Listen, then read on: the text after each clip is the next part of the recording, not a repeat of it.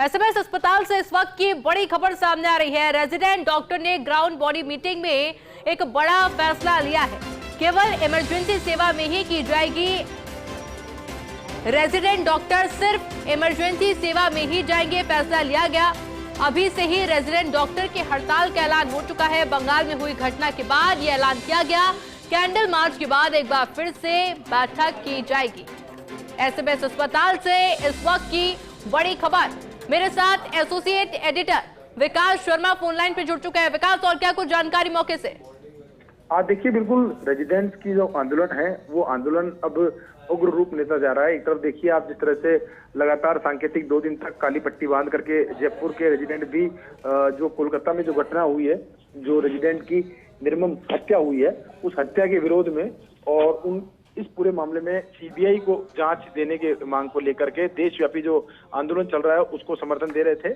और अब उन्होंने भी आर पार जो आंदोलन है उसका ऐलान कर दिया है। आज से ही कार्रवाई की राह पर जाने की घोषणा जो है वो बैठक के अंदर की गई है। हालांकि अभी कुछ देर में कैंडल मार्च निकाला गया है, उससे कुछ देर बाद अब जीबीएम की बैठक होगी। उस जीबीएम की बैठक में अधिकृत घोषणा की जाएगी इस पूरे आंदोलन को लेकर के कि जाड़ का आगे का क्या रुख रहता है। और साथ में इस रुख के साथ ही ये भी घोषणा की जाएगी कि जो आंदोलन है उस आंदोलन की आगे की रूपरेखा क्या रहेगी, क्योंकि अभी तक जयपुर के रेजिडेंटों ने ही इसमें आंदोलन में शामिल होने की घोषणा की है। इसके अलावा और अन्य मेडिकल कॉलेज हैं, उनके रेजिडेंटों की अलग से सूचना नहीं आई है।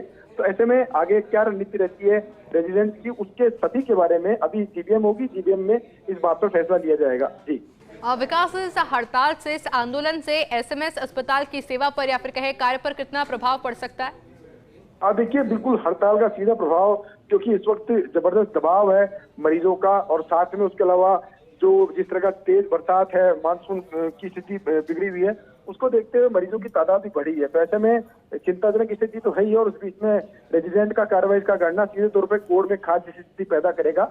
हालांकि इसलिए अब एसएमएस मेडिकल कॉलेज प्रशासन देखते हैं इसमें अब क्या वैकल्पिक इंतजाम कर पाता है। लेकिन फिलहाल जो व्यवस्थाएं हैं वो चिंताजनक हो सकती है, ऐसा माना जा रहा है। जी बिल्कुल विकास, आगे भी अपडेट आपसे लेते रहेंगे। फिलहाल के लिए बहुत बहुत शुक्रिया। हमने कैंडल मार्च दिग्वंत आत्मा की शांति के लिए किया है तथा प्रशासन की आंखें खोलने के लिए, उनको लाइट दिखाने के लिए किया है।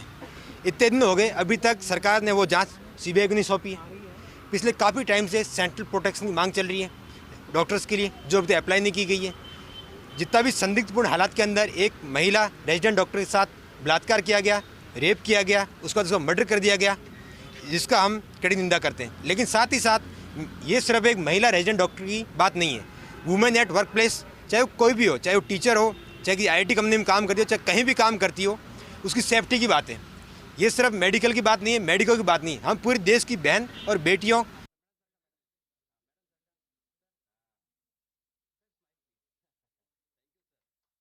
ये बात रेजिडेंट पे अत्याचार की नहीं है। किसी भी जो महिला है जो एक वर्क प्लेस में काम कर रही है, जब उसके साथ वर्क प्लेस में इतना घिनौना अपराध हो सकता है तो कौन सेफ है, कहाँ सेफ है, बात इसकी है। और जब हम इसके बारे में बात कर रहे हैं, सेम हमारे साथ हमारी जो रेजिडेंट डॉक्टर है महिला चिकित्सालय में, उसके साथ ऑन ड्यूटी जब ये घटना हो रही है तो बंगाल छोड़ो, जयपुर में, राजस्थान में कहाँ कौन सेफ है, यही सरकार बताए कि क्या कर रही है, वो क्या करना चाहती है। और ये देखिए, रिएक्शन आपने सुने हैं तमाम रेजिडेंट्स के, क्योंकि आक्रोश है उनका उस पूरी घटना को लेकर। और ऐसे में ये आंदोलन कब तक चलेगा और इसका कितना प्रभाव देखने को मिलेगा।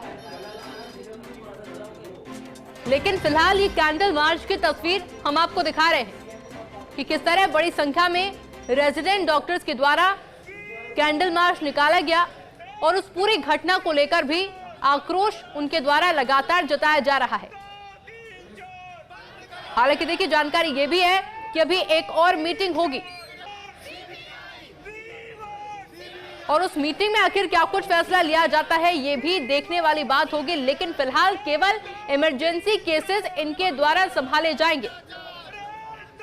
और जाहिर तौर पर बात है, क्योंकि ये प्रदेश का सबसे बड़ा अस्पताल है एसएमएस अस्पताल,